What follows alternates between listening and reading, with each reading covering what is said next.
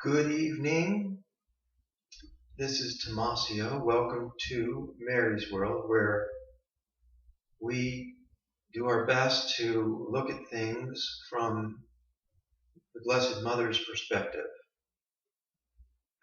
Her plan. She has a plan, and those of us who are familiar with her plan, we look and evaluate world events in light of her plan, which she has revealed.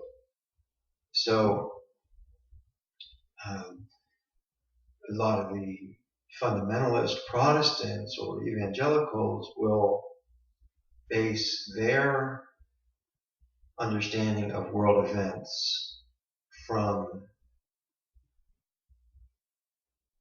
the Bible's perspective in the sense of, whoever's interpretation, So they pretty much do it. They just pretty much believe whatever they want to believe. Okay. Based on what? Based on what they think God would do. They think this is how God would pull it off. I don't know.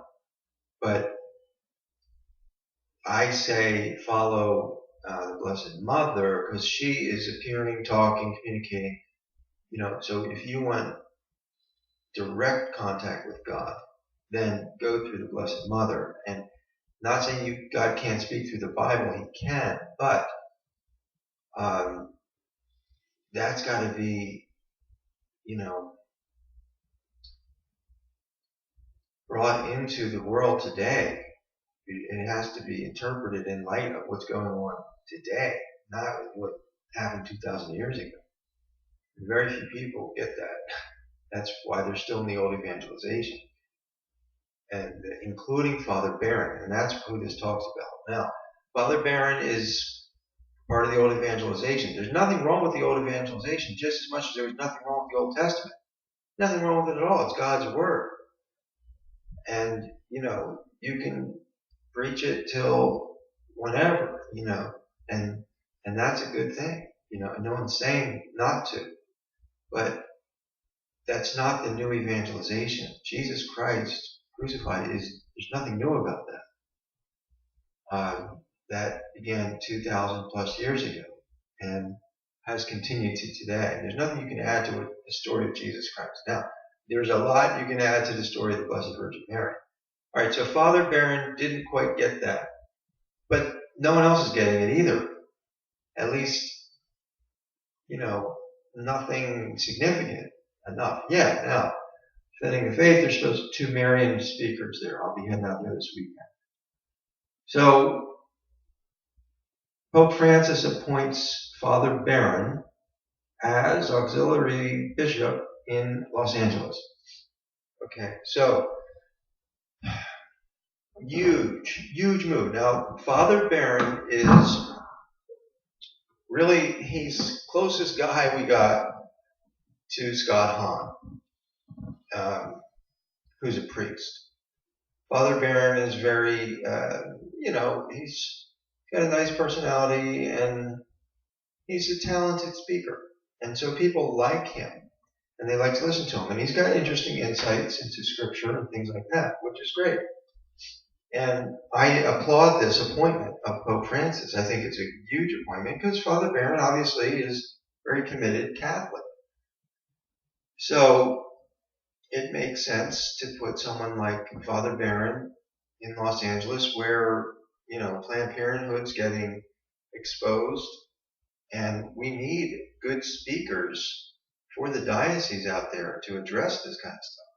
So hopefully Father Barron will step up and address the selling of the body parts now that he's a bishop.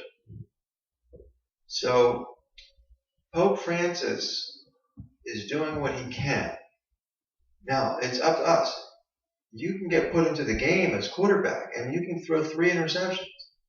So it's not the coach's fault if you throw 3 interceptions. So you can't blame Pope Francis. He's doing everything he can. He's putting, the liberal guys want a chance, so he's putting them in Chicago. The moderate Father Barron, boom, he's in Los Angeles.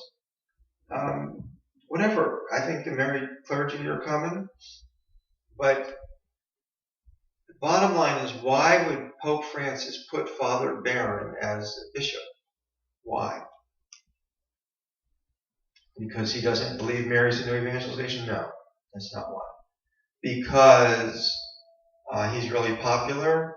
No, that's not why. Because he's a good speaker? No, that's not why.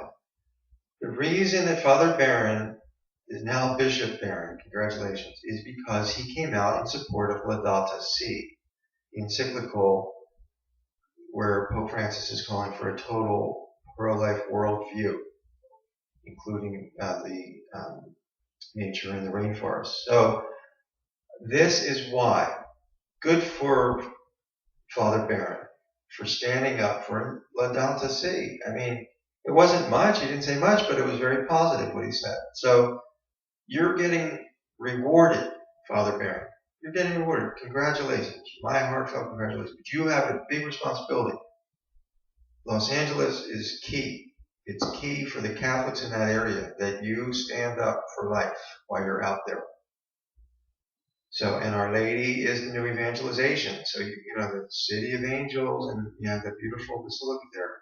So anyway, best of luck to you, Father Barron, Bishop Barron. And,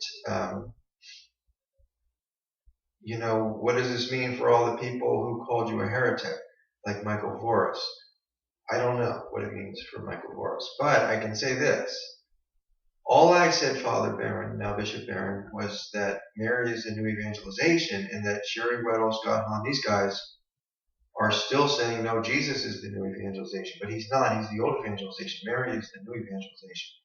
That's all I said, is that you missed that. Okay? It's disappointing to me. It's disappointing to our Blessed Mother, you know, when people don't see that. And I lovingly pointed that out to you.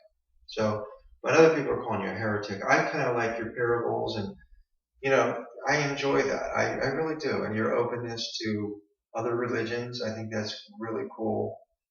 So, best of luck to you, Father Barron. God bless you.